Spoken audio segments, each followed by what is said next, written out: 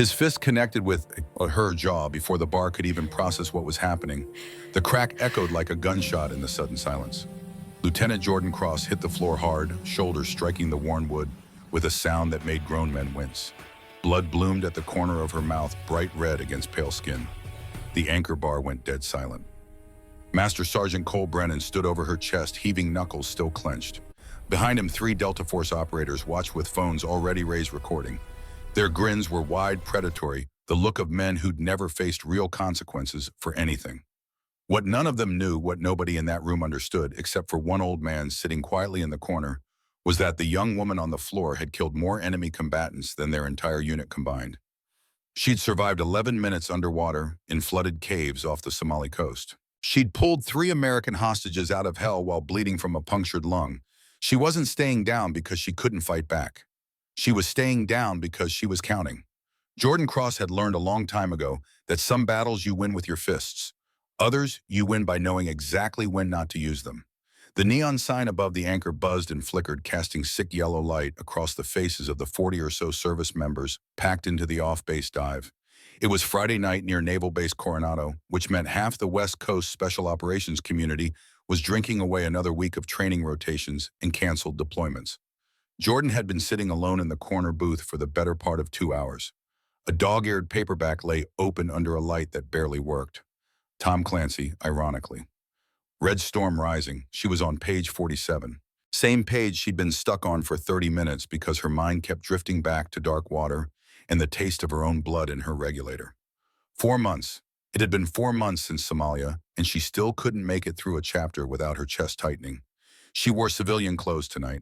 Faded jeans, a navy hoodie with no unit markings, hair pulled back in a simple bun. Nothing that screamed military, nothing that invited attention. In her experience, the best operators were the ones nobody looked at twice. The ginger ale in front of her had gone flat an hour ago. She kept it anyway. Having a drink in your hand meant people left you alone. Behind the scarred wooden bar, Mac Henley polished the same glass he'd been working on for 10 minutes. 68 years old Marine Corps veteran.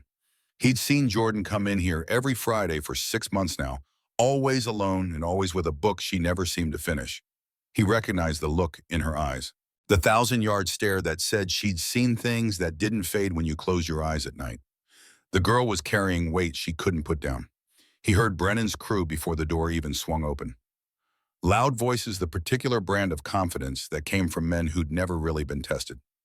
Not in the ways that mattered. Master Sergeant Cole Brennan walked in first. 6'3", built like a linebacker jaw like carved granite. 32 years old with 4 deployments to Afghanistan under his belt and a chest full of medals that said he was supposed to be one of the best. He moved through the world like it owed him space, and up until now, the world had mostly obliged. Behind him came Sergeant Luis Rivera, 23, and eager, still young enough to think that following Brennan made him untouchable. Then Specialist Jackson and Reeves, both cut from the same cloth. Hard men who'd done hard things but had never learned the difference between strength and cruelty. Victory tastes like bottom-shelf whiskey, gentlemen. Brennan's voice carried across the entire bar. He dropped onto a stool with enough force to make it creak. 4 rounds, Mac. We just crushed the combat readiness assessment. Perfect scores across the board. Mac set down his glass slowly. His voice when he spoke was flat and neutral, the tone of a man who'd learned to pick his battles. 1 round, then water. Brennan laughed. Not real laughter, the kind that comes with power, with the certainty that nobody's going to tell you no. Come on, old man, we're celebrating. America's finest just proved why we're the finest. Mac didn't argue. He poured 4 shots of whiskey and set them down without comment. Some fights you couldn't win by engaging. It was Reeves who spotted Jordan first. He nudged Rivera with his elbow, nodding toward the corner booth with his chin. Check out the bookworm. Brennan followed his gaze. His eyes narrowed slightly when he saw the navy hoodie. Probably some admin assistant, Jackson muttered, playing sailor typing up reports while real operators do real work. Rivera leaned forward, voice dropping to a stage whisper that carried across half the bar. I heard there's some girl playing SEAL around here. Bet that's her. Diversity hire. Checking boxes so the Navy can pretend it's progressive. Mac's hands stopped over the glass rack. Just for half a second. Long enough to say he'd heard, he knew, and he was watching. Brennan took a long pull of his whiskey, set it down slowly. His eyes never left Jordan. So she's not just a fake warrior, Emma, he said, voice rising slightly. She's a quota hire. Hey, sweetheart. He raised his voice. That ginger ale looks tired. Want a real drink? We got bottles older than your service record. Jordan didn't look up. She turned a page of her book with the same deliberate calm she'd used to field strip a rifle. Precise. Controlled. Giving away nothing. That annoyed Brennan more than anything she could have said. He stood, grabbed his glass, and as he turned toward his buddies, he knocked the edge of it just enough to send whiskey splashing across the floor. Some of it caught the toe of Jordan's boot. She looked down at her boot, then back at her book. No reaction, no acknowledgement. Brennan took a step forward, then another, moving into her space with the swagger of a man who'd never been told no by anyone he respected. You gonna clean that, sweetheart? Jordan closed her book. Not hard, not loud, just final. She set it aside carefully, her right hand resting on the spine a moment longer than necessary, like she was weighing whether the next 60 seconds were worth what they'd cost her. She didn't stand. Instead, she raised her eyes to meet Brennan's. Her voice when she spoke was surgical, flat, understated. The kind of tone that doesn't cut until later, when you're lying awake at 3 in the morning, wondering why you can't stop thinking about it. You made the mess, Sergeant. You clean it. Behind the bar, Mac took a single step forward. Not intervening, just positioning himself, watching. Rivera barked a laugh. Oh, damn, she talks. Brennan gave a mock look of surprise playing to his audience. Didn't know Navy girls came with attitude. Must have installed it after the diversity training. Jackson raised his phone higher, making sure the frame captured both of them. Let's see if the sailor girl cries, he muttered to Rivera. Brennan stepped closer. Too close. Close enough that Jordan could smell the whiskey on his breath and see the broken blood vessels in his eyes. Close enough that anyone watching knew this was about dominance, not conversation. You got a problem, little girl. Jordan's expression didn't change. She didn't blink, didn't flinch. Just sat there with the patience of someone who'd learned to conserve energy, because survival sometimes came down to who could outlast whom. That stillness made Brennan angrier. He leaned down and with 2 fingers flicked her ear. Hard enough to sting, light enough to seem playful if anyone asked later. The kind of casual violence men use when they think they can get away with it. What's the matter? His grin was all teeth. Cat got your tongue. Mac moved around the end of the bar. That's it. You're done. Back off now. But before he could reach the booth, Brennan struck. Not a closed fist, an open palm, hard across Jordan's face. The sound cracked through the bar like a rifle shot. Jordan's head snapped sideways. The force of it knocked her off the seat and onto one knee beside the table. Her shoulder caught the corner of the booth on the way down. Blood welled at the corner of her mouth where her lip had split against her teeth. The bar erupted in gasps. A pool player dropped his cue. Someone said, Jesus Christ, in a voice that sounded genuinely shocked. Even Brennan looked surprised, like maybe he'd expected her to scream, to cry, to fight back. Something. Anything.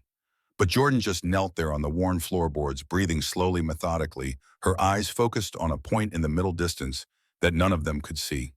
She was counting. 1, 2, 3. The phones came out.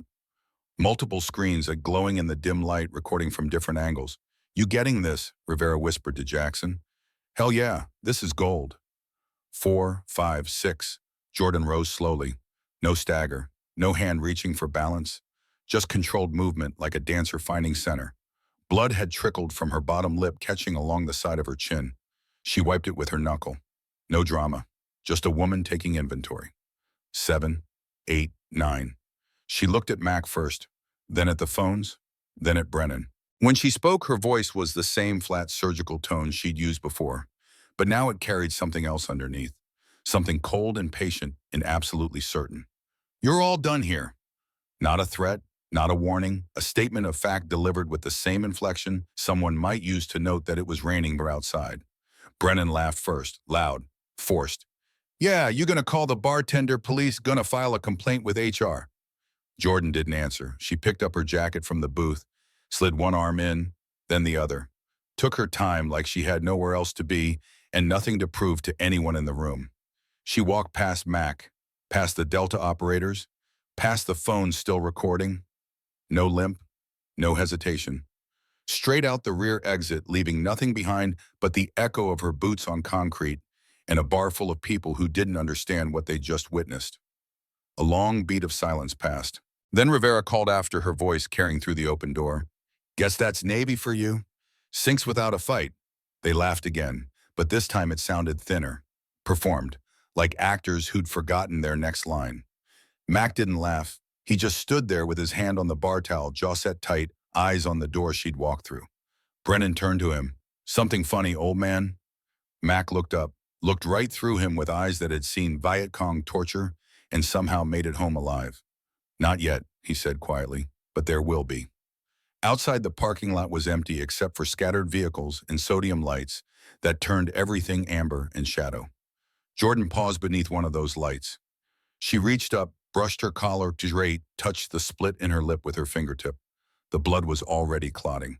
She pulled out her phone, not to call anyone, to check the time, to note it, to remember.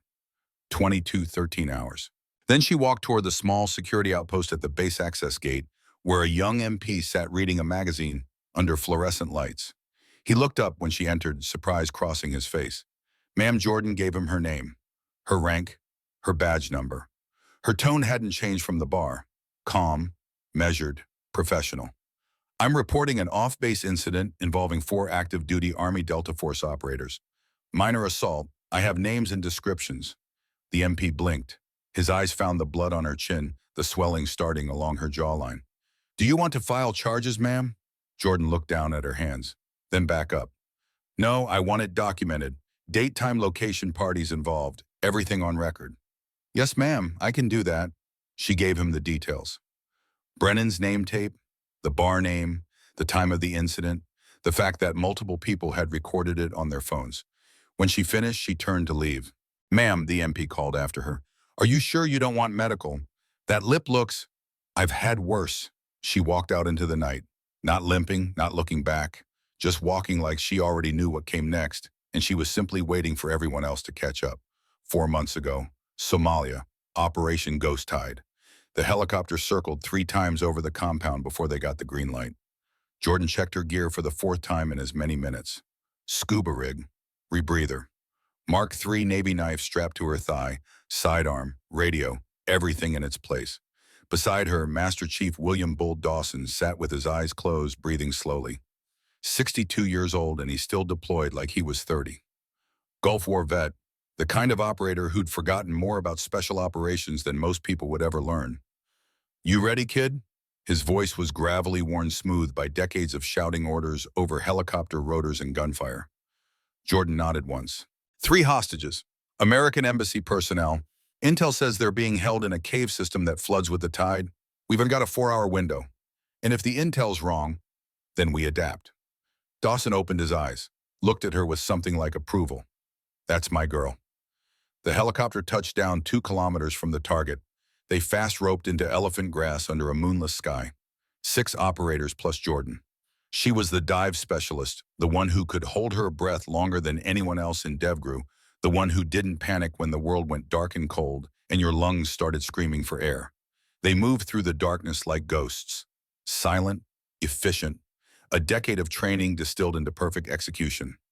The cave entrance was exactly where the CIA said it would be, a black hole in the limestone cliff face, water already rising as the tide came in. They had maybe 3 hours before the entire system flooded completely. Dawson held up a fist. The team stopped. Cross, you're up. We'll hold the perimeter. Jordan checked her rebreather one last time.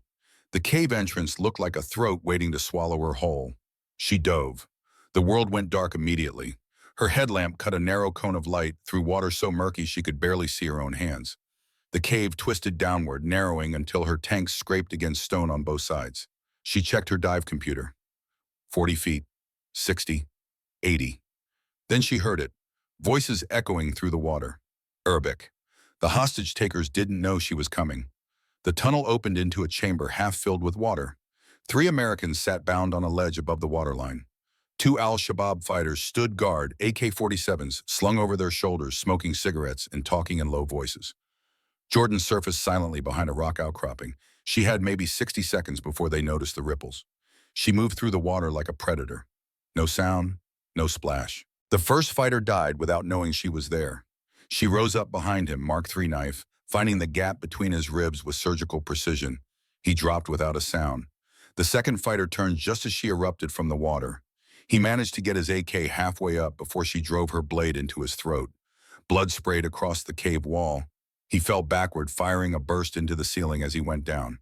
The gunfire echoed like thunder. Jordan was already moving. She cut the hostages free, her hands steady even as her heart hammered against her ribs. U.S. Navy, we're getting you out. The first hostage, a middle-aged diplomat with terror in his eyes, grabbed her shoulder. There are more. At least 4 more fighters in the tunnels. Jordan's radio crackled. Dawson's voice tight with urgency. Cross, we heard shots. What's your status? Package secure, but we've got company coming. How many? Unknown. At least 4. A pause. Then, can you make it back through the main tunnel?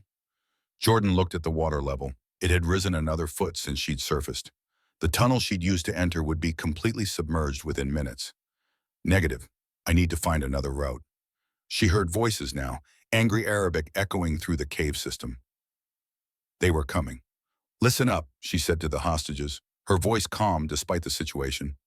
We're going through flooded tunnels. Follow my bubbles.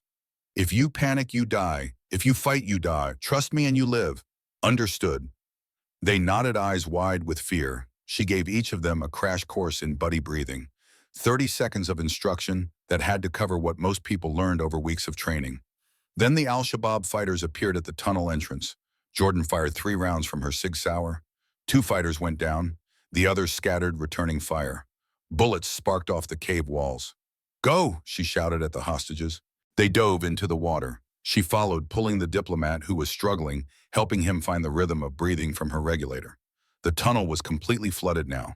0 visibility. Jordan navigated by feel, one hand on the cave wall, the other gripping the diplomat's vest. Behind her, the other 2 hostages followed their panic, a physical presence in the water. Her dive computer read 8 minutes, then 10, then 12. Her lungs started burning. The rebreather was running low. She'd given too much air to the diplomat, keeping him alive at the cost of her own oxygen. At 13 minutes, her vision started to tunnel. Black spots danced at the edges. Her body screamed for air. Then something hit her hard in the side. Sharp, searing. She looked down and saw blood blooming in the water. A bullet had found her through the cave wall, punctured her lung. Every instinct screamed at her to surface, to breathe, to give up. But 3 Americans were depending on her. Jordan kept swimming. At 15 minutes, her hand broke through to open water. She hauled herself onto a rocky beach, dragging the diplomat with her. The other 2 hostages surfaced seconds later, gasping and sobbing. Extraction helicopter was already inbound. Dawson's voice on the radio, urgent and worried. Cross report. She tried to answer, coughed blood instead. Dawson found her 30 seconds later, sprawled on the rocks with a sucking chest wound and 3 very alive American embassy personnel. He dropped to his knees beside her, his weathered hands already working to seal the wound. Jesus Christ, kid. 15 minutes. You were under for 15 minutes. Jordan's vision swam. Did they make it? They all made it. Because of you. She closed her eyes, let herself drift, knew she'd done what needed to be done. When she woke up 3 days later in a hospital in Djibouti, Dawson was sitting beside her bed. You're awake, he said. No emotion in his voice, but his eyes told a different story. Relief, pride. Something else she couldn't quite name. The hostages, safe, home with their families. He leaned forward. You know what you did out there was certifiably insane, right? Yes, Master Chief. Good, as long as you know. He was quiet for a moment. I've been doing this for 40 years, Jordan. Gulf War, 2 decades of counter-terrorism operations. And I've never seen anything like what you pulled off in that cave. Most operators would have drowned. Hell, most operators would have quit the moment they felt that bullet hit. Jordan touched her chest where bandages covered the wound. You taught me that some things are worth dying for. I taught you that some things are worth living for. There's a difference. He stood, moved to the window.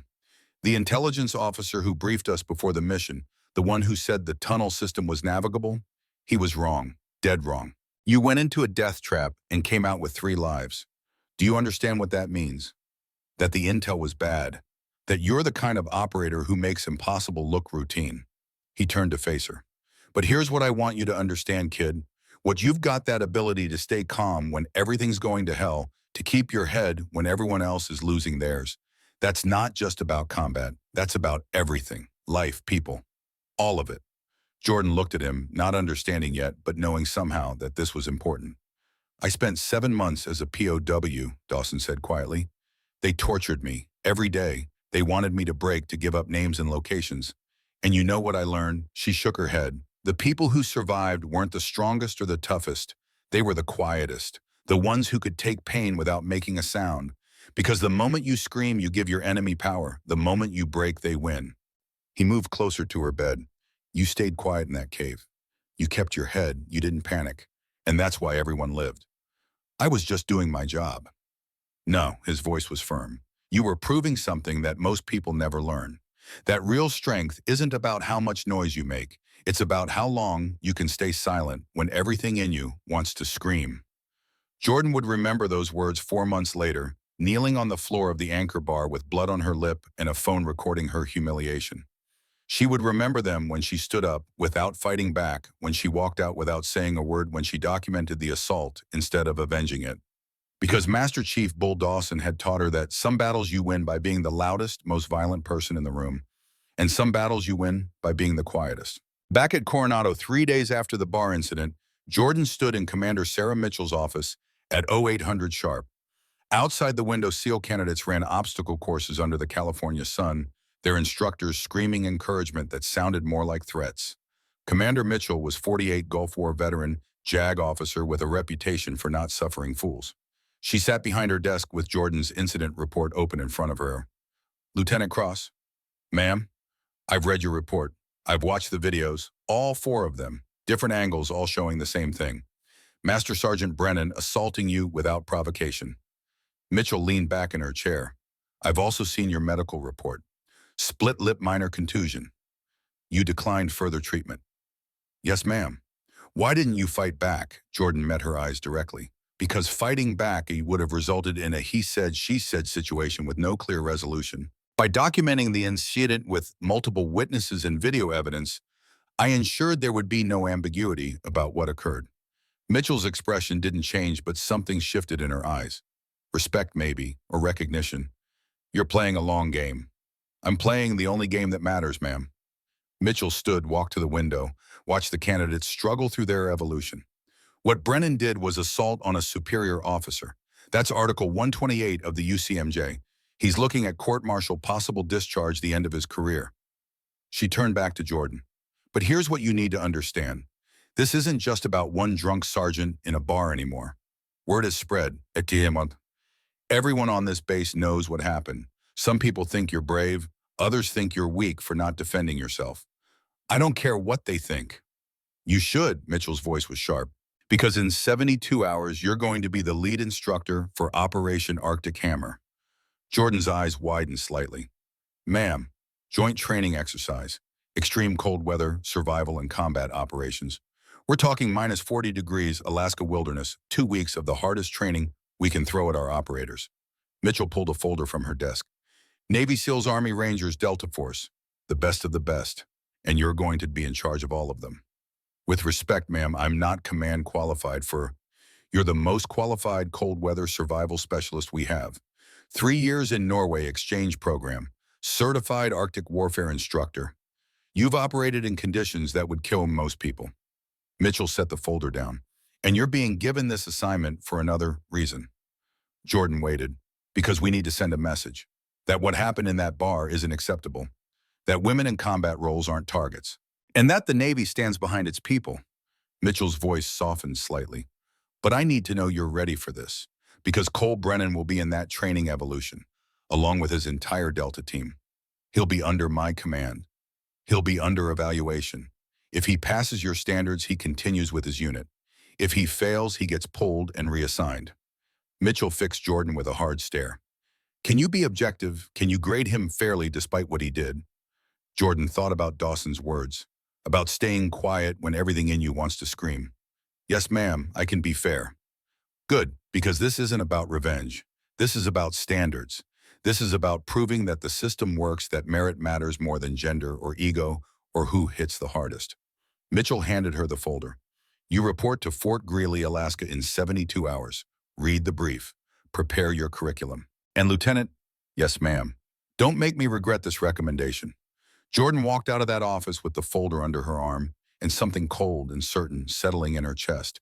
This wasn't about pride. This wasn't about showing Brennan up or humiliating him. This was about changing the system. That evening, she found Dawson at the SEAL Team Ready Room breaking down equipment from a training dive. He looked up when she entered, reading her expression in a single glance. "Arctic Hammer," he said. "Not a question. How did you? I recommended you." He set down the regulator he'd been inspecting. "Mitchell called me 2 days ago, asked if you were ready to lead a joint evolution. I told her you've been ready since you pulled those hostages out of Somalia." Jordan set the folder on the bench beside him. "Brennan will be there, under my command." "I know. He's not going to take orders from me, not after what happened." "Probably not." Dawson stood crossed his arms. "Which is exactly why you need to do this. Because you're not just training operators anymore. You're proving something bigger." "I'm not interested in proving anything." "Yes, you are." His voice was gentle but firm. "You're proving that the right response to violence isn't always more violence. You're proving that power doesn't come from how hard you can hit, but from how long you can endure. You're proving that a woman can do this job better than men who think muscles and aggression are all that matter." Jordan looked down at her hands. They were steady, but she remembered how they'd shaken after Somalia, how she'd woken up every night for weeks with the taste of cave water in her mouth. "What if I fail?" "Then you fail, but you won't." Dawson stepped closer. "You want to know how I survived 7 months in that POW camp? It wasn't because I was tough. It was because I learned to count. Every blow, every insult, every day. I counted them all, and I promised myself that when I got out, I'd use that pain to make me better, not bitter." He touched her shoulder. "You've already started counting, kid. I saw it in your eyes in that incident report. You're not looking for revenge. You're looking for change. And that's the most dangerous weapon you could possibly have." Jordan nodded slowly. "Brennan doesn't know what he started." "No," Dawson agreed. "He doesn't, but he's about to find out." 2 days later, Jordan boarded a C-130 heading for Fort Greely, Alaska. She sat alone in the cargo bay, surrounded by cold weather gear and equipment. The folder Commander Mitchell had given her lay open on her lap. Operation Arctic Hammer. 2 weeks. 50 operators from 3 branches. Objective: prepare for a classified operation in the Arctic Circle involving potential terrorist activity near critical oil infrastructure. Her job: teach them to survive in conditions that could kill in minutes. Test them until only the best remained. Create a force capable of operating in the most hostile environment on Earth. And in the process, teach Master Sergeant Cole Brennan what it meant to face someone who fought with patience instead of fists. The plane climbed through clouds. Jordan looked out the small window at California disappearing below. She thought about the anchor bar, about blood on her lip and phones recording her humiliation, about Dawson's words and Mitchell's trust and the weight of proving that she belonged in a world that still wasn't sure women should be there. She closed the folder, closed her eyes, and started counting. 1, 2, 2, 3. By the time she reached Alaska, she'd be ready, and Cole Brennan would learn what Jordan Cross had known since that cave in Somalia, that the quiet ones don't stay quiet because they're weak.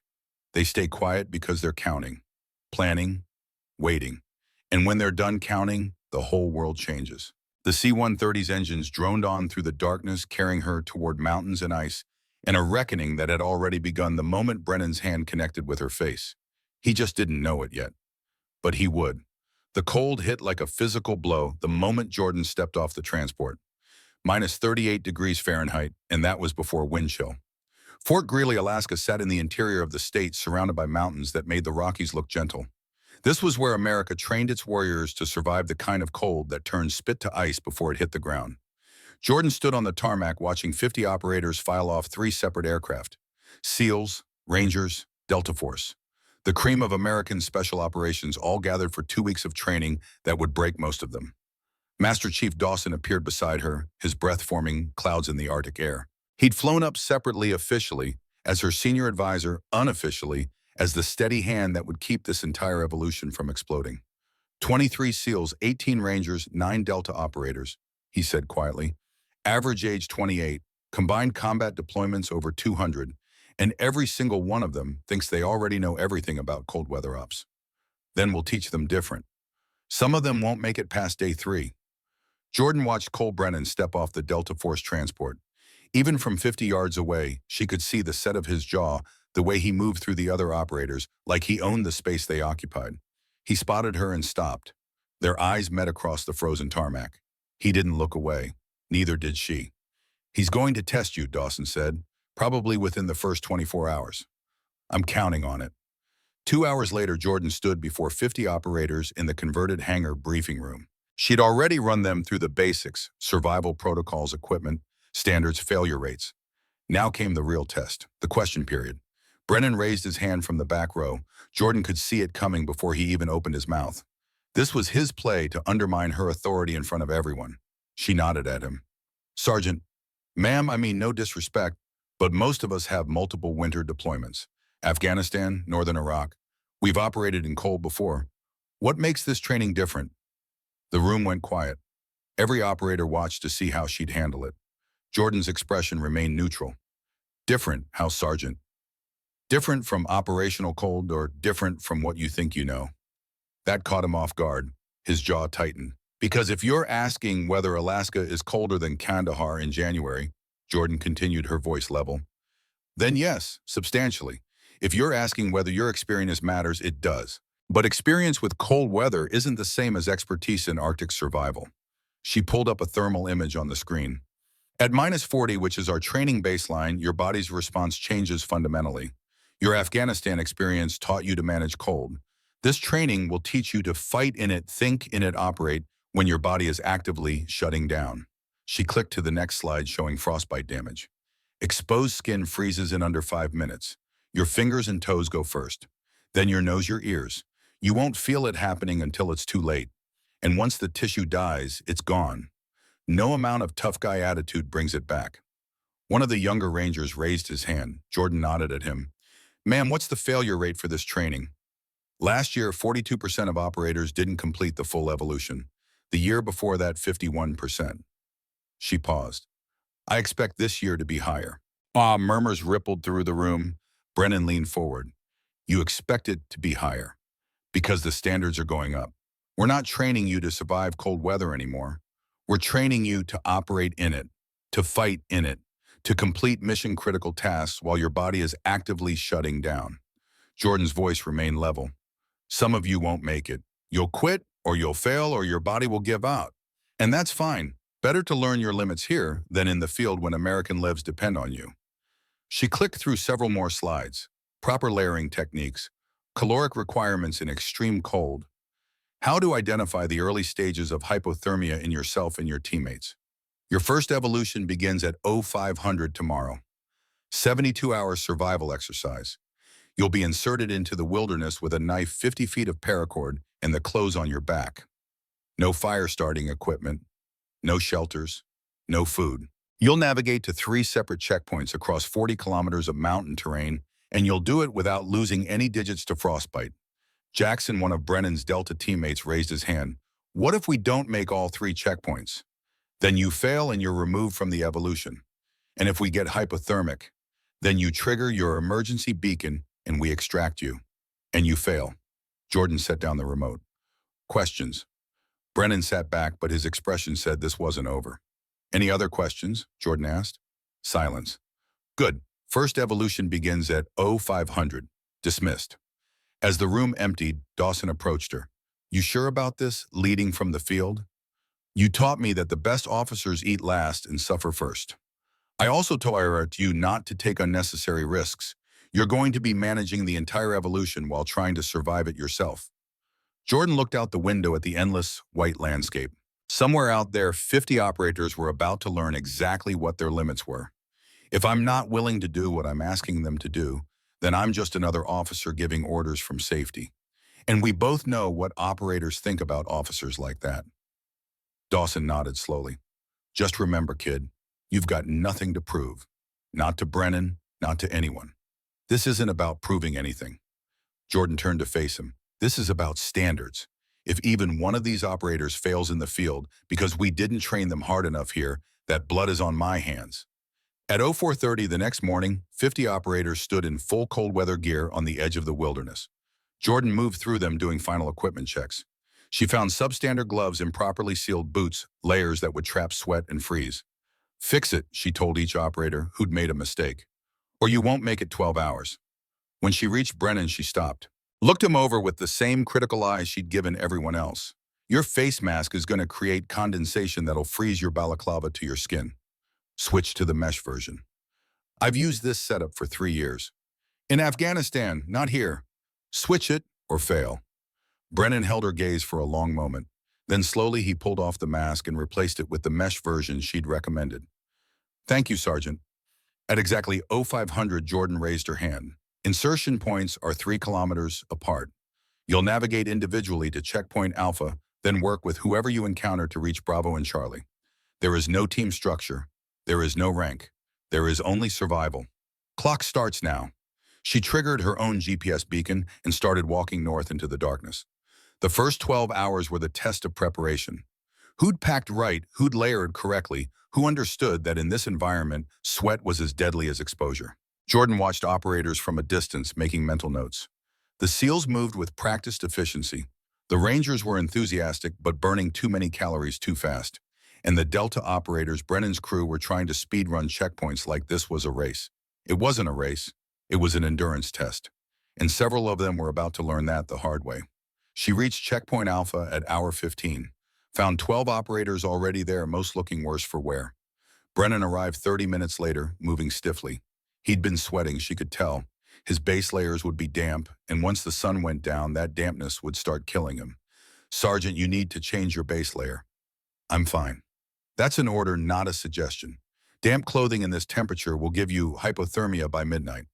I said I'm fine, Lieutenant. Jordan stepped closer, lowering her voice so only he could hear. You can hate me all you want.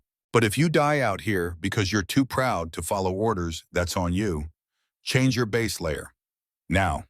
Something flickered in Brennan's eyes. Maybe respect, maybe just recognition that she was right. He changed his base layer. By hour 33, operators had triggered their emergency beacons. Hypothermia, frostbite, equipment failure. They were extracted and removed from the evolution. The remaining 47 pushed on toward checkpoint Bravo. The temperature dropped to -42. Jordan built a snow shelter at hour 36, demonstrating the technique for a group of Rangers who'd clustered together for warmth. Pack the snow tight. Leave a ventilation hole at the top. Body heat will warm the interior to just below freezing, which feels tropical compared to out here. One of the younger Ranger specialists, Emma Hayes from Army Intelligence, watched with intense focus. She'd been attached to this evolution as an observer, but Jordan had noticed her taking notes, asking questions, pushing herself harder than required. You're not even required to complete the field portion, Jordan said as they worked. Why are you out here? Emma looked up, her face nearly hidden behind layers of cold weather gear. Because I want to join the SEALs. And if I'm going to ask to be part of that community, I need to prove I can handle what they handle. Jordan remembered being 22, remembered wanting so badly to prove she belonged that she'd pushed herself past reasonable limits. The best way to fail at anything is to try to prove something. The best way to succeed is to focus on the work. Is that what you're doing? Focusing on my work. Jordan glanced across the checkpoint to where Brennan sat alone, deliberately apart from everyone else. I'm focusing on making sure everyone here survives to learn something. At hour 48, the real test began. A storm rolled in. Not forecasted, not expected. Wind speeds hit 60 miles per hour with snow so thick you couldn't see 5 feet in any direction. The temperature with wind chill dropped to -68 degrees. Jordan's radio crackled. Dawson's voice tight with concern. Cross, we need to pull everyone out. This storm is going to kill someone. She huddled in her snow shelter, ice already forming on her face mask. Around her, she could hear operators struggling, fighting panic, making the kind of mistakes that turn bad situations deadly. Negative, this is what they need to experience. Real conditions, real consequences. Jordan, I'm not asking. This is beyond training parameters. Master Chief, with respect, if they can't handle this in a controlled environment with extraction available, they'll die in the field when extraction isn't an option. She paused. But I'm calling a mandatory shelter in place. Everyone digs in until the storm passes. She switched to the open channel. All operators, this is Cross. Shelter in place. I repeat, shelter in place. No one moves until I give the all clear. If you're not in a shelter, build one now. If you can't build one, trigger your beacon. 2 beacons went off immediately, then a third. Jordan marked their positions, passed the coordinates to Dawson. Then she stepped out of her shelter into the storm to check on the operators near her position. The wind hit like a physical assault. Snow so thick it was like drowning in white. She could barely breathe through her face mask. Every exposed inch of skin burned with cold that felt hot. She found Specialist Hayes first. The young woman had attempted a shelter but collapsed the roof. She was sitting in the ruins, shaking violently. "Emma, can you hear me?" No response. The girl was hypothermic. Jordan pulled her into her own shelter, stripped off Hayes's wet outer layers, wrapped her in an emergency blanket, and held her close. Body heat, the oldest survival trick in the world. "Stay with me, Specialist. Stay awake." Hayes mumbled something incomprehensible. "That's an order, soldier. You don't get to check out on my watch." It took 20 minutes before Hayes stopped shaking. Another 30 before she could speak clearly. "I'm sorry, ma'am. I should have built the shelter better." "You're alive. That's what matters. Now rest. The storm will pass." But Jordan knew she had to check on the others. She left Hayes in the shelter with strict orders not to move and pushed back out into the storm. She found 3 rangers clustered together, their shelter adequate. Found a group of SEALs who'd built something that looked like it could survive a nuclear blast. They waved her off clearly fine. Then she heard it, a voice screaming into the wind. "Help, somebody, help!" Jordan fought through the storm toward the sound. Found Luis Rivera, one of Brennan's Delta teammates, on his hands and knees in the snow. His shelter had blown away. He was in the first stages of panic. "Rivera, look at me." He turned, eyes wild. "I can't feel my hands. I can't feel my feet." Jordan grabbed him, forced him to focus. "Where's your emergency beacon?" "I don't know. I dropped it. I can't find it." She could have left him, could have triggered her own beacon and had him extracted as a failure. But that wasn't why she was here. "Come on, my shelter. Move." She half-dragged, half-carried him back to where Hayes was waiting, stuffed both of them into a space meant for one person. It was cramped and uncomfortable, but it was survival. "Where's Brennan?" she asked Rivera. "I don't know. We split up at Checkpoint Bravo. He went north, I went east." North, toward the most exposed terrain. Jordan checked her GPS. Brennan's beacon showed him 300 meters away, not moving. She should have called for extraction, should have let Dawson's team handle it. But she thought about what Dawson had taught her, about leading from the front, about never asking someone to do something you wouldn't do yourself. "Stay here," she told Hayes and Rivera. "Don't leave this shelter for any reason." "Ma'am, you can't go out there." But Jordan was already moving. The storm was worse now, wind screaming like a living thing, snow so thick she had to navigate by GPS alone. 300 meters felt like 3,000. She found Brennan in a shallow depression, his shelter half-built and abandoned. He was sitting against his pack, not moving, staring at nothing. Jordan dropped to her knees beside him. "Brennan Cole." He looked at her slowly. His face was pale, lips blue. Severe hypothermia. "Cold," he mumbled. "So cold." She checked his layers. He'd made a critical mistake. Changed his base layer at Checkpoint Alpha like she'd ordered, but hadn't properly sealed his outer shell. Wind had been getting inside, stealing his body heat for hours. "Come on, Sergeant, on your feet." "Can't. Too tired." This was how people died. They gave up, sat down, went to sleep, and never woke up. Jordan slapped him. Hard. "That's an order, soldier, on your feet now." Brennan's eyes focused slightly. "You hit me. I'll hit you again if you don't get up. Move, Sergeant." She hauled him upright through sheer force of will. Got him moving. Movement meant heat. Heat meant survival. They stumbled through the storm together. Jordan's GPS led them back to her shelter where Hayes and Rivera waited. 4 people in a space meant for one. They packed together like refugees, sharing body heat, breathing the same recycled air. Brennan was shaking violently. Jordan held him, keeping him conscious, forcing him to stay awake. "Why?" he mumbled through chattering teeth. "Why did you come for me?" "Because that's what leaders do. They don't leave people behind." "I hit you in the bar." "I know. I would have left you if it was reversed. I would have let you die." Jordan was quiet for a moment. "Then I know that too." The storm lasted 6 more hours. When it finally passed, 14 operators had triggered their beacons. They were extracted and removed from the evolution. The remaining 36 emerged from their shelters, exhausted, frostbitten, but alive. Jordan did a head count. Everyone was accounted for. No deaths, no permanent injuries. She triggered the all clear and led them to Checkpoint Charlie. The extraction helicopters found them there at hour 63. 36 operators had completed the evolution. Brennan was one of them. As they loaded onto the helicopters, Brennan stopped beside Jordan. "You saved my life." "I did my job." "I don't understand you." His voice was quiet, confused. "I hit you. I humiliated you. And you still came for me." Jordan looked at him, really looked at him. Saw not the arrogant Delta operator who'd struck her in a bar, but a man who'd just learned something fundamental about his own limitations. Because I'm not you, Sergeant. I don't lead with my ego or my fists. I lead with standards. And the standard is that we don't leave people behind, even when they deserve it. Back at Fort Greely, the operators were given 48 hours of recovery time. Hot showers, real food medical checks. Jordan spent most of it in debriefs, going over every decision, every close call, every lesson learned. On the third day, training resumed. The evolution now was different, more technical, marksmanship in extreme cold. They moved to the range where Jordan demonstrated shooting with the Macmillan TAC-50, a 50 caliber sniper rifle that could take down targets at over a mile. The wind was 20 miles per hour, gusting to 40, temperature minus 35, conditions that made accurate shooting nearly impossible. Jordan settled into position behind the rifle, controlled her breathing, waited for the moment between heartbeats. She fired. 1,800 meters downrange, the target shattered.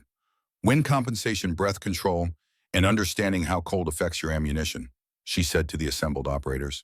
At this temperature, your propellant burns differently. Your bullet trajectory changes. You need to adjust for factors most shooters never consider. She fired again. Another hit at 1,800 meters. Brennan stepped up to take his turn. He was a good shooter, better than most. His first shot missed by 2 feet. Wind pushed you, Jordan said. Reset. He fired again. Closer, but still a miss. You're tensing before the trigger break. Cold makes you want to rush. Don't. Patience wins. Third shot, a hit but barely. Edge of the target. Jordan stepped back up, demonstrated the proper technique again.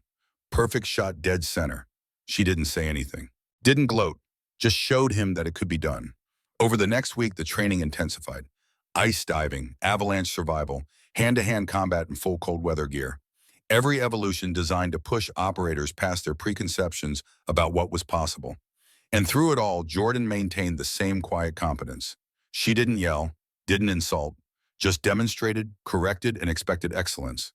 The operators started to notice, started to realize that she wasn't teaching them just to prove she could. She was teaching them because their lives might depend on it. Even Brennan started to change. He stopped challenging her orders, started asking questions instead of making statements. Watched her with something that looked almost like respect. But then came the day everything shifted. Day 12, Jordan was conducting a briefing on classified Arctic operations when her phone buzzed. She glanced at it. A message from Commander Mitchell. Call me, urgent. She excused herself, stepped outside into the brutal cold and dialed. Lieutenant Cross, we have a situation. Mitchell's voice was tight. CIA has confirmed terrorist activity near the Arctic oil infrastructure. They're planning to sabotage the Trans-Alaska pipeline. We need operators who can function in those conditions. When? You're looking at deployment in 3 weeks. But there's something else. Mitchell paused. We've been investigating Master Sergeant Brennan.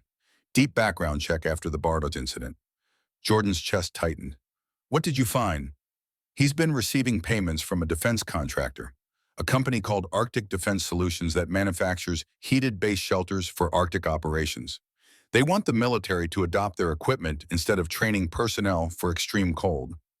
He's been paid to sabotage this training. We can't prove sabotage, but the payments are real, $50,000 over the past 6 months. And there's more. 3 years ago in Afghanistan, Brennan was in charge of a high-value target capture. The target escaped. The operation was a failure, but the official report was buried classified. Jordan processed this. Why pursuing? Because admitting that a Delta Force operation failed that badly would have been embarrassing. So they classified it, blamed it on bad intelligence, and moved on. Brennan has been covering up a failure his entire career. Does he know we know? Not yet, but we're going to confront him tomorrow, and I need you there. Jordan hung up, stood in the cold for a long moment. Everything she thought she understood about Brennan suddenly had another layer. He wasn't just a bully, he was compromised. And that made him dangerous in ways that went beyond personal animosity. She walked back inside to find Dawson waiting. Bad news, he asked. Complicated news. She told him about the investigation, about the payments, about the classified failure. Dawson was quiet for a long moment. You know what this means, right? This isn't just about harassment anymore. This is about operational security. This is about whether we can trust him in the field. I know. And you know what happens next. Jordan nodded slowly. Court-martial, not just for hitting me, for everything. The next morning, Jordan stood in Commander Mitchell's office with Brennan, his JAG attorney, and 3 senior officers. The evidence was laid out on the table. Bank statements, classified documents, witness testimony. Brennan sat silent through most of it. His face was stone. When Mitchell finished presenting the evidence, she looked at him directly. Master Sergeant Brennan, do you deny receiving payments from Arctic Defense Solutions? A long pause, then quietly, no, ma'am. Do you deny that these payments were made in exchange for your cooperation in undermining Operation Arctic Hammer? I deny that I've done anything to undermine this operation. Then what were the payments for? Brennan's jaw worked. They said they wanted an insider perspective on Arctic training, someone who could evaluate whether their equipment would be beneficial. It was supposed to be consulting work. Did you report this arrangement to your chain of command? Silence. Did you report it, Sergeant? No, ma'am. Mitchell leaned back. And the Afghanistan operation, the one where your target escaped? Brennan's face went white. That's classified. I have clearance. Answer the question. We were set up. Bad intelligence. We walked into an ambush and the target got away. It wasn't my fault. Your after-action report blamed the intelligence failure, but 3 members of your team have since come forward. They say you broke protocol, that you rushed the assault without proper clearance, that your aggression compromised the mission. Those men are lying. Are they? Or are you a man who's been covering up failures and taking shortcuts his entire career? Mitchell's voice was cold. And when you couldn't handle a female SEAL showing you up in training, you struck her in a bar because your ego couldn't accept that she might be better at something than you. Brennan's hands clenched into fists. That girl has been setting me up from day one. She manipulated this entire situation. Jordan spoke for the first time. I didn't manipulate anything, Sergeant. I created opportunities for you to show who you really are. And you showed us. Brennan turned on her. You think you're so smart, so controlled, but you're just another operator with something to prove. No, Jordan's voice was quiet but carried through the entire room. I'm an operator with nothing to prove. I've already done the work. I've already earned my place. You're the one who's been pretending, covering up failures, taking money under the table, hitting women when you can't handle being challenged. She stepped closer to him, and now you're sitting here trying to blame me for your choices. But every single thing that happened was your decision. You decided to hit me. You decided to take those payments. You decided to compromise operational security. Not me, you. The room was silent. Mitchell closed the folder in front of her. Master Sergeant Brennan, you're being charged with assault on a superior officer, conduct unbecoming, accepting unauthorized payments, and compromising operational security. You're remanded to custody pending court-martial. Sentence recommendation is reduction in rank 5 years confinement at Fort Leavenworth and dishonorable discharge. She paused, looking at the senior officers. Additionally, Arctic Defense Solutions and its CEO, Marcus Hendricks, are under federal investigation for conspiracy to defraud the Department of Defense. 2 other Delta Force operators have been implicated in the payment scheme and are pending administrative review. Jordan felt something settle. Not satisfaction, just completion. The rot hadn't been just Brennan. It had been a system that rewarded shortcuts over standards. And now that system was being cut out. 2 MPs stepped forward to escort Brennan out. As he passed Jordan, he stopped. This isn't over. Yes, she said quietly, it is. After he was gone, Mitchell turned to Jordan. How do you feel? Jordan thought about it, about the bar, about the storm, about Brennan's life imploding because of choices he'd made long before she ever met him. I feel tired, ma'am. Not victorious. No, because this doesn't change anything. Another Brennan will come along, another man who can't handle women in combat roles, and we'll have to fight this battle again. Mitchell nodded slowly. Maybe, but you've proven something important, that the system can work. That when we document, when we follow procedures, when we refuse to let emotion override protocol, justice happens. She paused. And you've proven something else. What's that, ma'am? That the strongest response to violence isn't always more violence. Sometimes it's patience. Sometimes it's letting the system work while you keep doing your job better than anyone thought possible. Jordan left that office feeling like she should be relieved, but mostly she just felt empty. She found Dawson waiting outside. You okay, kid? I don't know. I thought I'd feel better about this, but I just keep thinking about that storm, about pulling Brennan out, about how close he came to dying because of his own ego. Dawson put a hand on her shoulder. That's because you're a good leader. You don't enjoy destroying people, even people who deserve it. He paused. But you did the right thing. From that first night in the bar to this moment, you did everything right. And that matters. Does it because the next operation, Arctic Hammer, will have another Brennan, and the one after that? When does it stop?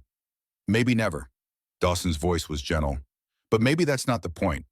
Maybe the point is that every time it happens, there's someone like you who refuses to accept it, who fights back without becoming what they're fighting against, who proves that there's a better way. Jordan looked out at the frozen landscape. Somewhere out there, 36 operators were finishing their training, learning skills that might save their lives, becoming better at their jobs because she'd pushed them past what they thought possible. Emma Hayes wants to join the SEALs, she said quietly. I know. She's been asking me about it. I told her I'd help train her after this evolution, after everything. Dawson smiled. That's good. That's exactly what needs to happen. You pass on what you've learned. You build the next generation. You make sure that women who come after you have it a little bit easier. Jordan nodded. Yeah, I guess that's the point, isn't it? Not revenge. Legacy. Now you're getting it. The next morning, Jordan gathered the remaining 36 operators for the final briefing. They stood in formation harder than they'd been 2 weeks ago, leaner, more focused. You came here as individuals, she said. You leave as a unit. You've survived conditions that would kill most people. You've learned skills that will save your lives and the lives of your teammates. And you've proven that when you strip away rank and ego and everything else, what matters is competence, endurance, and the willingness to do the work. She paused. Some of you started this evolution doubting whether I could teach you anything. That's fine. Doubt makes you test assumptions. But I hope you're leaving here with a different understanding. Not just of Arctic operations, but of what it means to lead. What it means to be strong. What it means to face someone who underestimates you and prove them wrong without ever raising your voice. She looked at the formation, at Emma Hayes standing proud in the front row, at the SEALs who'd been her brothers from the start, at the Rangers who'd learned to survive, at the Delta operators who now had to figure out what their unit looked like without Brennan. Dismissed. They broke formation. Several operators approached to thank her, to shake her hand, to tell her they'd learned more in 2 weeks than they had in years. Emma Hayes was last. Ma'am, I wanted to thank you for everything, for showing me what's possible. You showed yourself that specialist. I just provided the environment. Will you really help me train for SEAL selection? Jordan looked at this young woman who reminded her so much of herself at 22. Hungry, determined, ready to prove she belonged. Yes, but not because I think you need special help. Because I think you've got what it takes, and I want to make sure you're ready for what's coming. Emma's eyes shone. I won't let you down. Don't worry about letting me down. Worry about letting yourself down. That's the only failure that matters. That night, Jordan sat alone in her quarters, writing her after-action report. She detailed every evolution, every challenge, every operator's performance. When she got to Brennan's section, she paused. She could have written him up as a complete failure, could have recommended his removal from service even before the court-martial. But that wasn't what happened. So she wrote the truth, that he'd completed the survival evolution, that he'd shown improvement in marksmanship, that he'd demonstrated the ability to follow orders when he chose to, and that on the final night of the storm, he'd thanked her for saving his life. The truth was complicated. People were complicated. Brennan had made terrible choices. But he'd also been a human being struggling with his own demons, and reducing him to a simple villain didn't serve anyone. She finished the report and sent it to Commander Mitchell. Then she pulled out her personal journal and wrote something different. Master Chief Dawson once told me that the people who survive aren't the toughest or the strongest. They're the quietest, the ones who can take pain without making a sound. I think he was right, but I also think he was teaching me something bigger, that the strongest response to violence isn't always more violence, that sometimes the most powerful thing you can do is refuse to become what you're fighting against. Cole Brennan hit me because he was scared. Scared that women in combat roles meant he wasn't special anymore. Scared that the world was changing and he didn't know how to change with it.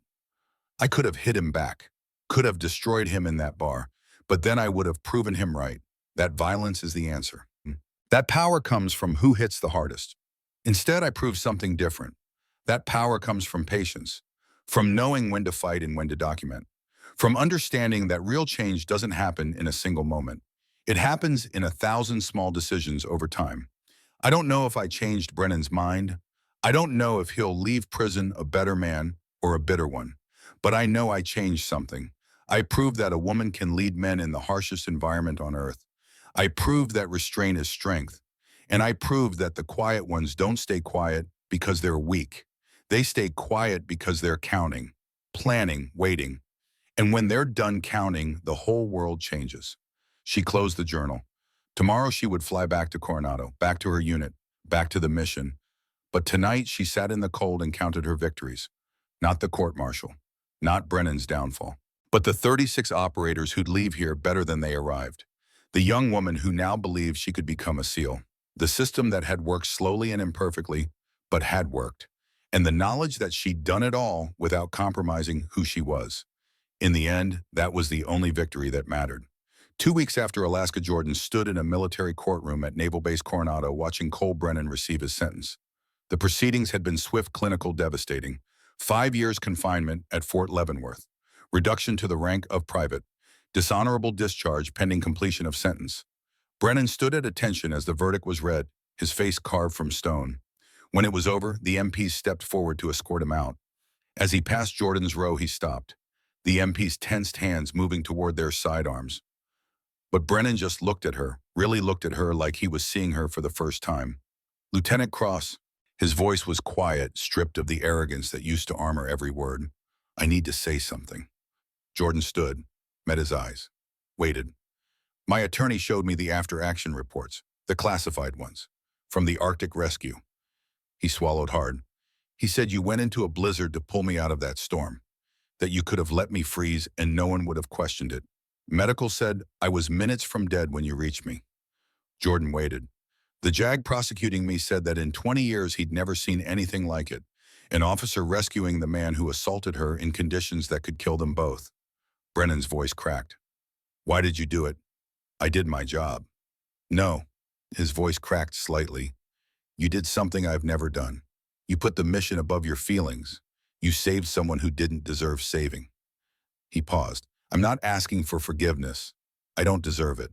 But I wanted you to know that I finally understand what you were trying to teach us.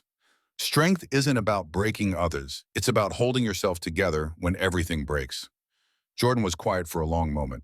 Then she said, You have 5 years, Brennan. Don't waste them. He nodded once. Then the MPs led him away. Commander Mitchell appeared at Jordan's side as the courtroom emptied. That was unexpected. People change sometimes. Jordan gathered her cover from the bench. Or maybe they just finally show who they could have been all along. You think he meant it? I think he meant it today. Whether he means it tomorrow or next year or when he gets out, that's up to him. Jordan turned to face Mitchell. Ma'am, what happens now? With Operation Arctic Hammer. Mitchell's expression shifted, became more serious. Walk with me. They left the courtroom, moved through the base toward the secure briefing facility. Mitchell didn't speak until they were inside a skiff, the door sealed behind them. What I'm about to tell you is classified top secret. You've been read into the program, but the full scope wasn't disclosed during training. Jordan sat. Mitchell pulled up a series of satellite images on the secure monitor. 3 days ago, CIA assets confirmed that a terrorist cell operating out of Siberia has established a forward operating base in the Arctic Circle. Their target is the Trans-Alaska Pipeline System. If they succeed in destroying even one pumping station, we're looking at an environmental catastrophe that makes Deepwater Horizon look minor, not to mention the economic impact of shutting down oil flow from Alaska. The images showed a compound built into the side of a glacier. Rough structures, vehicles, what looked like explosive materials. How many hostiles? Best estimate 12 to 15. Former Russian special forces, radicalized, well-equipped. They know we're coming. They're prepared for a conventional assault, which is why you trained us for Arctic operations. Yes, but here's the problem. Mitchell pulled up another image. 2 days ago, your training evolution graduates were slated for this operation. 7 SEALs, 4 Rangers, 3 Delta operators. They deployed yesterday for final mission prep at Eielson Air Force Base. Jordan felt something cold settle in her chest. What happened? Blizzard, worst in 20 years. They were conducting approach rehearsals when it hit. Whiteout conditions, -58 with wind chill. The team became separated. Mitchell's voice was steady, but Jordan could hear the weight underneath. 3 operators are dead. Hypothermia avalanche equipment failure. 5 more are injured but stable. The remaining 8 are trapped in the wilderness with limited supplies and no way to extract until the weather clears. How long until weather clears? 12 to 18 hours. But we don't have 12 hours. CIA intercepts suggest the terrorists are moving up their timeline. They know we're coming. If we don't hit them in the next 8 hours, they'll execute their attack and disappear. Jordan understood immediately. You need someone to lead a rescue and still make the mission window. I need you. Mitchell's eyes were steady.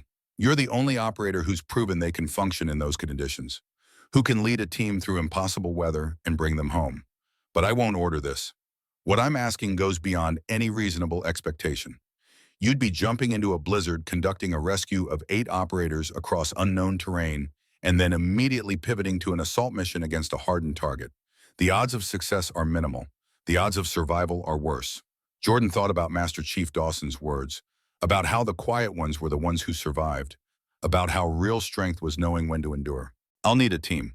You can pick anyone qualified who's immediately available. Jordan pulled out her phone, sent 3 text messages. 5 minutes later, Master Chief Dawson walked through the door. He was officially retired as of last week, but he'd delayed his terminal leave for reasons he hadn't explained. Now Jordan understood. I figured you'd need me for something stupid, he said, dropping into a chair. What's the mission? Arctic rescue followed by direct action against terrorist compound. Conditions are -58. Timeline is 8 hours from insertion to mission complete. Dawson whistled low. That is stupid. He grinned. I'm in. The next person through the door was Emma Hayes. She'd separated from Army intelligence 2 days ago, her SEAL application already submitted. She was in civilian clothes, but moved like she was still in uniform. Ma'am, you texted, I need someone who can keep up in Arctic conditions. Someone I've personally trained. Someone who's got nothing to prove and everything to fight for. Emma's eyes went wide. You want me for an operation?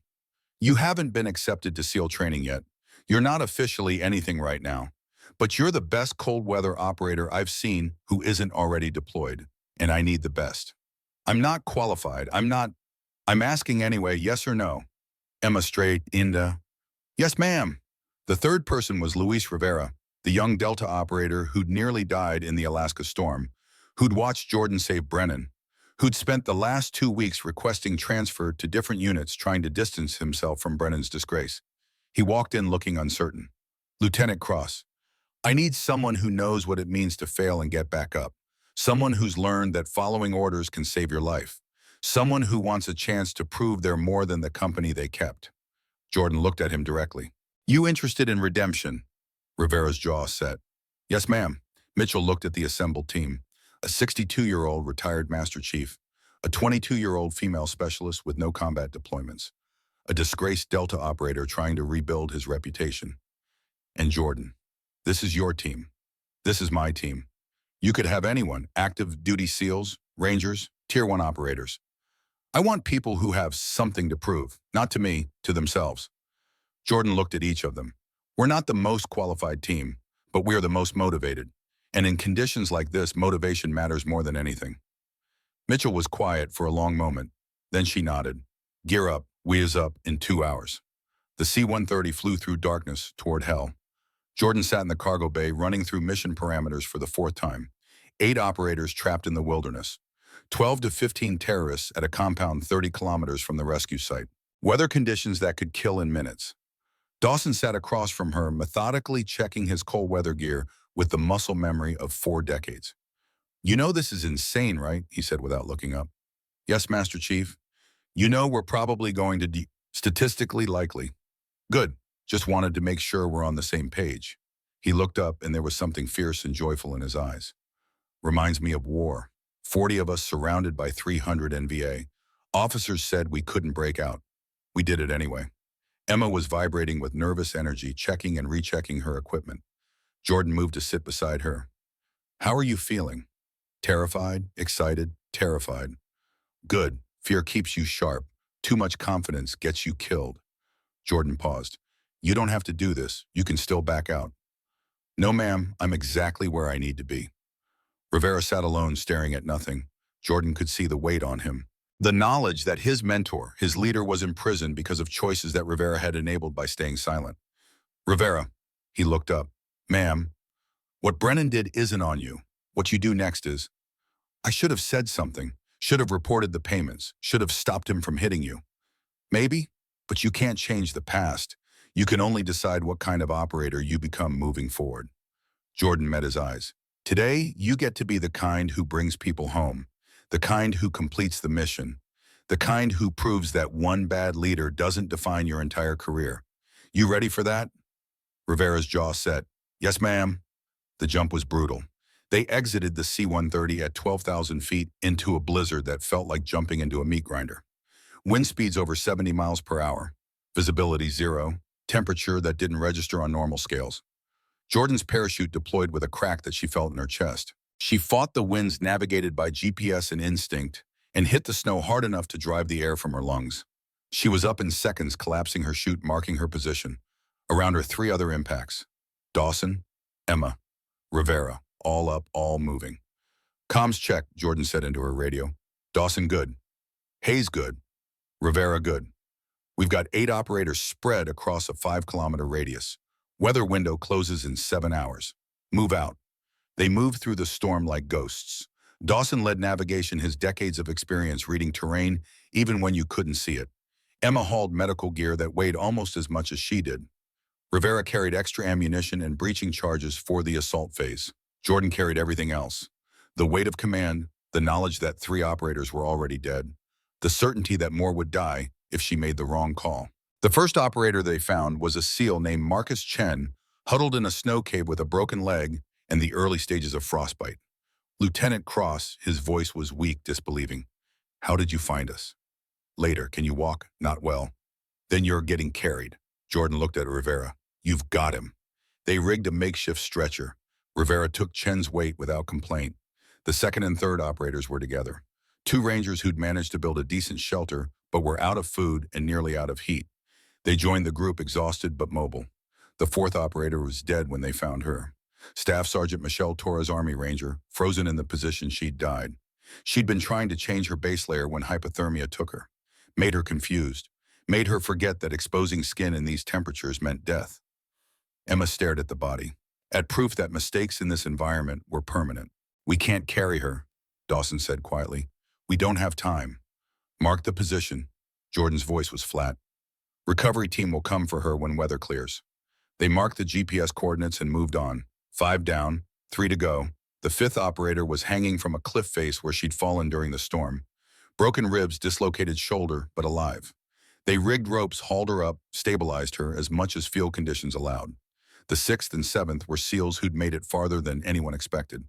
They were in decent shape, ready to continue the mission. The 8th operator was Luis Rivera's friend from Delta. Specialist Jackson, one of the men who'd been with Brennan at the bar, who'd filmed Jordan getting hit, who'd laughed. They found him in a ravine, unconscious, severe hypothermia. Rivera dropped to his knees beside him. Jackson, come on, man, wake up. Jordan checked vitals. Weak pulse, shallow breathing. He was maybe 10 minutes from dead. We need to warm him now.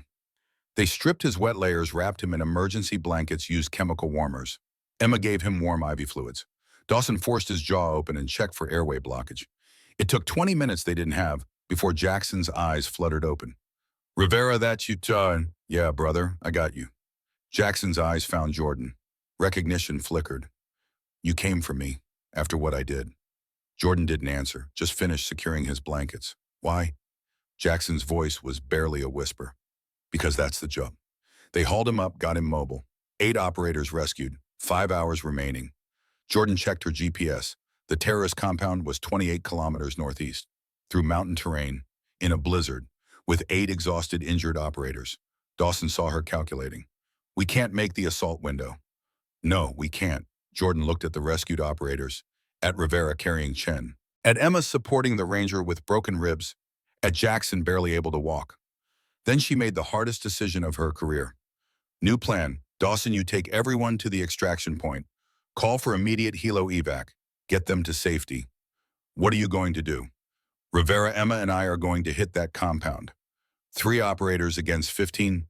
3 operators who've trained for this exact scenario, who know how to function in these conditions, who have something to prove. Jordan checked her rifle. You taught me that sometimes the mission matters more than the odds. Dawson looked at her for a long moment. Then he pulled her into a rough hug. You're the best operator I ever trained, kid. Come back alive. That's the plan. They split. Dawson led the rescued operators towards safety. Jordan, Emma, and Rivera turned northeast toward the compound. The approach took 3 hours through terrain that tried to kill them every step. Whiteout conditions. Ice fields that could crack under your weight. Wind that physically pushed you backward. But they were motivated. They were trained, and they were angry. When they reached the ridge overlooking the compound, Jordan glassed it with thermal optics. 13 hostiles confirmed, 4 in the main structure, 3 patrolling the perimeter, 6 in what looks like a barracks building. How do you want to play this? Rivera asked. Jordan thought about every lesson she'd learned, about patience, about restraint, about knowing when quiet was strength and when action was necessary. Emma, you're our sniper. Get into position on that eastern ridge. You'll have sight lines on the perimeter patrols and the main entrance. Wait for my signal. Yes, ma'am. Rivera, you're with me. We're going to breach the barracks building, first neutralize the majority force, then assault the main structure. Against 6 hardened terrorists with just the 2 of us. They're expecting a full team. They're prepared for a conventional assault. They're not expecting 3 half-frozen operators to walk through a blizzard and hit them from an impossible angle. Jordan smiled coldly. We're going to teach them the same lesson I taught Brennan, that the quiet ones are the most dangerous. Emma moved into position. Jordan and Rivera waited in the storm watching the patrol patterns timing their approach. At exactly 02:30, Jordan whispered into her radio, Emma, you have green light on perimeter patrols. 3 suppressed shots. 3 bodies dropped in the snow. The storm covered the sound. The remaining terrorists didn't even notice. Jordan and Rivera moved through the darkness. They reached the barracks building from the blind side. Rivera placed breaching charges on the hinges while Jordan covered the approach. On 3, 1, 2, 3. The door blew inward. Jordan was through before the echo faded. Close quarters battle. 11 minutes of controlled violence that would haunt her dreams for years. Rivera moved like he was born for this. Jordan flowed through the space like water, each shot precise, each movement economical. 6 terrorists down in under 60 seconds. They regrouped at the exit. Rivera was bleeding from a grazing wound across his shoulder. Jordan had taken a knife slash along her ribs. Neither injury was serious enough to stop. Main building, and Jordan said, oh, well, Emma, we need eyes. Emma's voice came through crisp and calm. 4 hostiles, 2 on ground floor, 2 upstairs. Looks like they're prepping explosives. Timers visible. You've got maybe 20 minutes before they detonate and bug out. Copy. Rivera, you're on point. They crossed the 50 meters between buildings at a dead run, crashed through the entrance. The ground floor hostiles turned weapons coming up. Jordan and Rivera fired simultaneously, both targets down. The upstairs was harder. Narrow staircase defenders with high ground explosives that could be triggered at any moment. Jordan went first. Took a round in her vest that cracked ribs but kept moving. Rivera was right behind her, returning fire. The first upstairs hostile died trying to reach the detonator. The second made it to the button. Jordan put 3 rounds through his center mass before his finger could complete the press. She rushed to the explosives. Sophisticated setup, Russian military hardware, timers counting down, 17 minutes remaining. I need EOD, she said into the radio. Emma's voice came back. No EOD available. It's just us. Jordan stared at the device. She'd had basic explosive ordnance training. Emphasis on basic. This was beyond her skill level, but it was all they had. Rivera, get Emma and fall back to safe distance. If I can't disarm this, you need to be clear. Ma'am, that's an order. Rivera hesitated, then nodded. It's been an honor, Lieutenant. Jordan turned back to the device, traced wires with her flashlight, remembered lessons from years ago. Blue wire, red wire, or was that only in movies? She thought about Dawson, about his 7 months as a POW, about how he'd survived by staying quiet, by counting, by refusing to break. She started counting. 1, 2, 3. At count 742 with 3 minutes remaining on the timer, she found the bypass circuit. Cut it with wire snips from her kit. The timer stopped. Jordan sagged against the table, keyed her radio. Device neutralized. Target secure. Emma and Rivera came back in, found her sitting beside 50 pounds of C4 that had been 3 minutes from turning the compound and everything in a half-mile radius into a crater. Ma'am, Rivera's voice was shaking. Are you okay? Jordan started laughing, couldn't stop. The kind of laughter that comes when you've been so close to death that life suddenly seems absurd. I'm fine. We're all fine. We're all... Mission complete. Extraction came 2 hours later. Helicopters punching through the storm to pull them out. Jordan watched the compound disappear beneath them, a dark smudge against endless white. They'd done it, against impossible odds. 3 operators, 13 terrorists neutralized, 8 American operators rescued, pipeline saved. When they landed at Eielson Air Force Base, Commander Mitchell was waiting. Lieutenant Cross, preliminary reports suggest you just completed one of the most successful Arctic operations in U.S. military history. Jordan nodded, too tired to speak. 3 operators, 13 hostile KIA, 0 friendly casualties. Mission objectives exceeded. Mitchell paused. The Joint Chiefs are going to want a full debrief. Later, right now I need to check on my team. She found Dawson in the medical tent getting his hands treated for frostbite. He looked up when she entered. You're alive. Surprised? A little. He grinned. How'd it go? We won. I knew you would. Dawson's voice was proud. You want to know why? Why? Because you weren't fighting for revenge or glory or any of that garbage. You were fighting because it was the right thing to do. And that kind of motivation makes you unstoppable. 3 days later, Jordan stood in the same courtroom where Brennan had been sentenced. But today was different. Today she was receiving a Navy Cross for extraordinary heroism in combat operations. The citation read by the presiding admiral detailed the rescue, the assault, the bomb disposal.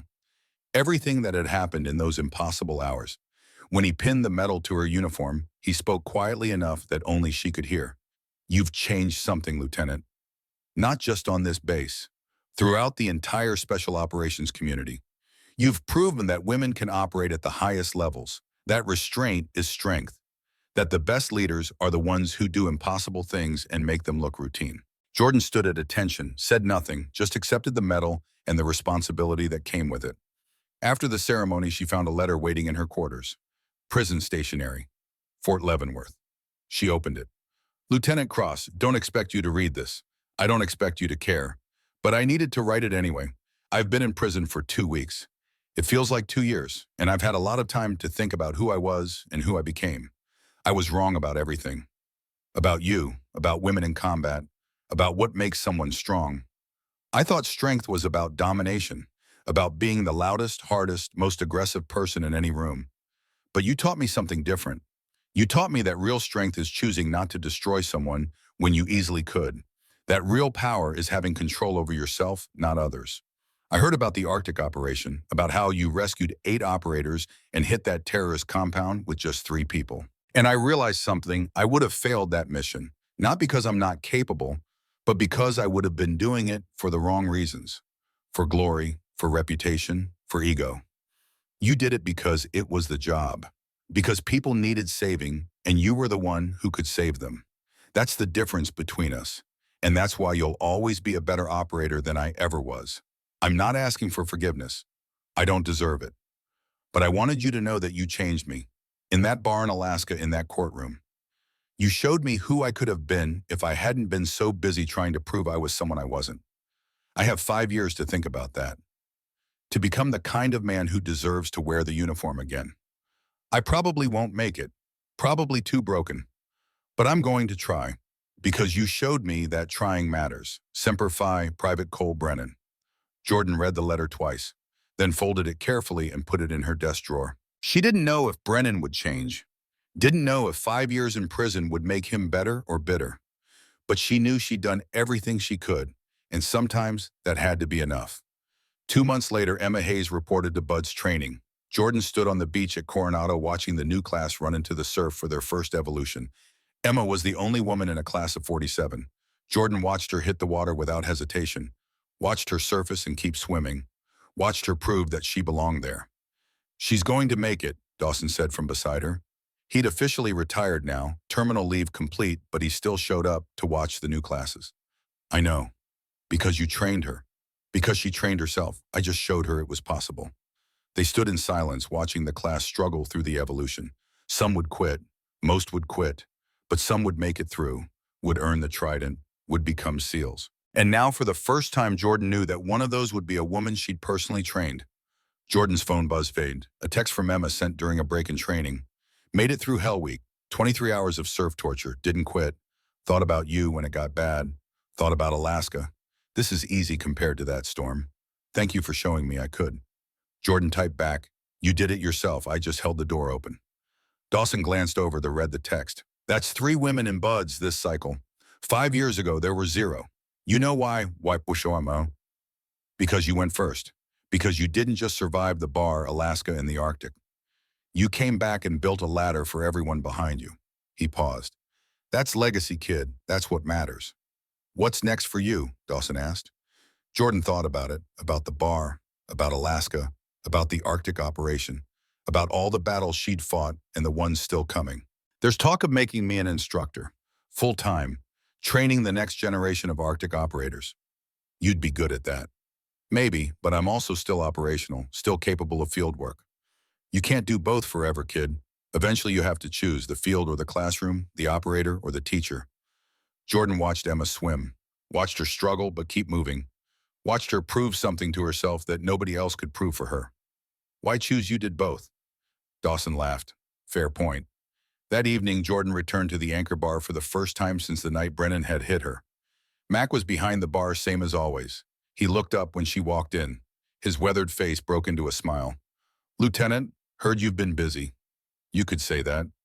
Navy Cross, Arctic operations, saving the pipeline. Mac poured her a ginger ale without asking.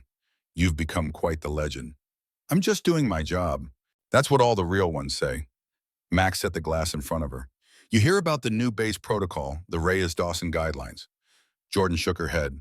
Named after you and that Master Chief. New procedures for reporting harassment. Mandatory cold weather survival training for all special operations units. Bystander intervention protocols. Mac leaned on the bar. You changed the entire system, all because you refused to throw a punch. Jordan sipped her ginger ale. It was flat. Perfect. It wasn't just me, it was everyone. Dawson teaching me restraint, Emma proving women could handle the training, Rivera choosing to be better than his mentor, even Brennan in the end showing that people can change. Maybe, but you were the catalyst. You were the one who stayed quiet when everyone expected you to scream, who documented instead of destroying, who proved that the best revenge isn't revenge at all. It's becoming so good at what you do that your enemy's opinions become irrelevant. Mac pulled something from under the bar, a framed photograph. It showed Jordan in the Arctic covered in frost rifles slung over her shoulder, looking like she'd just walked out of hell and barely noticed. Where did you get that? One of the operators from your training evolution. Brought it in last week. Said I should put it up. Said people need to see what real strength looks like. Mac hung it on the wall behind the bar, right where everyone would see it when they walked in. Underneath the photo, he'd mounted a small plaque. Lieutenant Jordan Cross, Navy SEAL DevGru. She didn't need to prove she belonged. She proved no one else could do what she does. Jordan stared at it, at proof that everything she'd endured had mattered, that the counting, the patience, the refusal to become what she was fighting against, it had all led here. Thank you, Mac. Thank you, Lieutenant, for showing an old Marine that the next generation is in good hands. Jordan finished her ginger ale, left money on the bar, and walked out into the California night. Tomorrow she'd start training Emma. Next week she'd brief the Joint Chiefs on Arctic operations protocols. Next month she'd deploy again somewhere cold and deadly, doing work that most people would never know about. But tonight she walked along the beach at Coronado, listened to the waves, thought about Dawson's words from years ago. The people who survive aren't the toughest or the strongest, they're the quietest, the ones who can take pain without making a sound. She'd proven that in the bar, in Alaska, in the Arctic, but she'd also proven something more important. That quiet didn't mean weak, that patience wasn't passivity, that sometimes the most powerful thing you could do was refuse to fight on someone else's terms. Cole Brennan had hit her because he needed everyone to know he was strong. Jordan had walked away because she didn't need to prove anything to anyone. And in the end, that was the difference between them. That was why she'd won. Not in the courtroom, not in Alaska, not in the Arctic, but in every moment after the punch when she could have given in to anger and chose not to. When she could have destroyed him and chose restraint. When she could have proven her strength through violence and chose to prove it through excellence instead. Master Chief Bull Dawson found her there an hour later, stood beside her without speaking, 2 warriors watching the ocean. You okay, kid? Yeah, I think I am. Good, because that Hayes girl is going to need you, and the girl after her, and the one after that. This doesn't end with you. This is just the beginning. Jordan nodded. I know. And you're ready for that. She thought about everyone who'd doubted her, everyone who'd said women didn't belong in special operations, everyone who'd underestimated her because she was quiet and controlled and refused to play by their rules. She thought about Brennan in prison learning lessons he should have learned years ago, about Emma Hayes swimming in the surf proving herself, about Luis Rivera rebuilding his reputation one mission at a time. She thought about the terrorists who'd never see their attack succeed because 3 operators had walked through hell to stop them, about the pipeline still flowing, about the 8 operators who'd gone home to their families because someone had counted to 742 while disarming a bomb. And she thought about the photograph on Mac's wall, proof that the quiet ones don't stay quiet because they're weak. They stay quiet because they're counting, planning, waiting. And when they're done counting, the whole world changes. Yeah, Jordan said finally. I'm ready. Dawson put a hand on her shoulder, squeezed once, then walked away, leaving her alone with the waves and the stars and the weight of everything she'd become. Lieutenant Jordan Cross, Navy SEAL, the woman who'd proven that some battles you win by fighting, and some you win by refusing to. She didn't know what came next. More deployments, more training, more young women who'd look at her and believe they could do impossible things. But whatever came, she'd face it the same way she'd faced everything else. With patience, with precision, with the quiet certainty that real power doesn't announce itself. It just endures. And in the end, that's all that matters. Not who hits the hardest, but who's still standing when the hitting stops. Jordan turned away from the ocean, walked back toward base, back toward whatever mission came next.